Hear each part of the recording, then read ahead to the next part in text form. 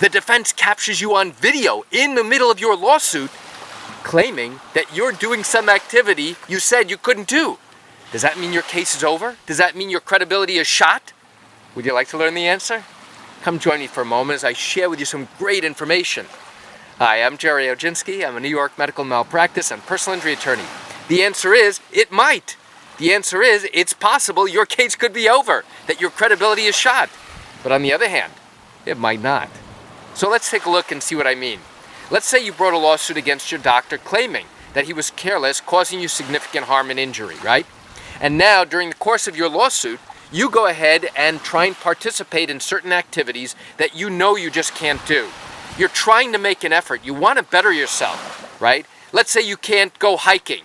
But now, with your family who's going hiking, you say, you know what, I want to try. And now you get up and you start trying. Well, guess what? Now, you take some pictures, you take some videos of you and your family hiking, and then you post them to social media. But guess what? The defense goes ahead and scours all of your social media during the course of your lawsuit. And not just once, but multiple times. So what do? They now determine that, hey, maybe you lied or were untruthful about your activity level, claiming that you couldn't do certain things. So now they go ahead and hire a private investigator to try and capture you on hidden video, surveillance video. Now they try and track you for a couple of days to see if you are actually doing those activities that you claimed or testified you could no longer do or do with difficulty. So now they actually capture you hiking. They capture you changing a tire. They capture you doing certain levels of activity that you claimed you had difficulty doing or were unable to do. And a short while after that, now they send a copy of that video to your attorney.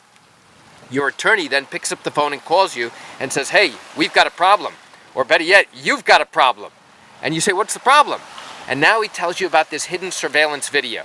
He said, I'm going to send you a copy of this video, grab your popcorn, because you're not going to feel good, you're not going to be happy that they captured you doing this. So, what happens then? Well, what happens then is that now that you've got your, now that they've got your video, now you have to go ahead and explain. You have to explain why you're on video doing these activities. You have to explain why you tried to participate in these various activities. Because if you don't, then the jury is sure to recognize that there's a contradiction here between what you testified to and what they see on video you being able to do. But what they can't see, and this is important, what the jury can't see is what happens after that video goes away. What the private investigator did not capture on video. So the moment you go back home and you close that front door, and the private investigator cannot see what goes on behind closed doors, they can't see the extent of your pain. They can't see that the first thing you do is to reach for that pain medicine, that narcotic pain medication, to limit or to reduce the pain that you're experiencing. They can't see that you're up half the night because you are in pain. They can't see how difficult it is for you to go up and down your stairs because of all the pain that you have.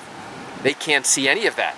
So it is your obligation and your attorney's obligation to teach them and educate them?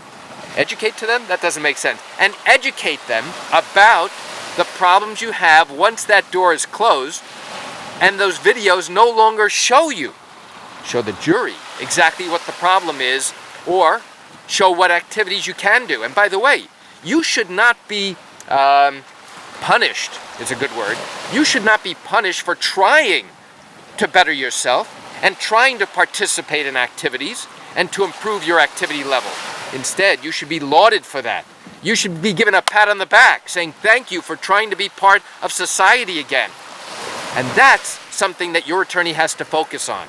And if they can do that, then it's possible to rehabilitate your credibility so the jury recognizes, hey, they're just trying to take one little segment out of context to show that, hey, maybe that you're lying, or maybe you're being less than truthful, when in reality, you're doing your best to get back to life, to get back to doing certain activities. And just because they caught you on video at one moment of time without knowing anything else in context, that's a bit disruptive to the jury, and they won't understand it unless you and your attorney explain. So why do I share this great information with you? I share it with you just to give you a sense of what goes on in these medical malpractice cases here in New York. You know, I do recognize you have questions or concerns about your own matter. Well, if your matter did happen in New York and you have not yet started a lawsuit and are thinking of doing so, what I invite you to do is pick up the phone and call me. You know, I answer questions like yours every single day, and I'd love to talk with you. You can reach me at 516-487-8207 or by email at Gerry, Gerry, at Oginski-law.com. That's it for today's video. I'm Gerry Oginski. Have a wonderful day.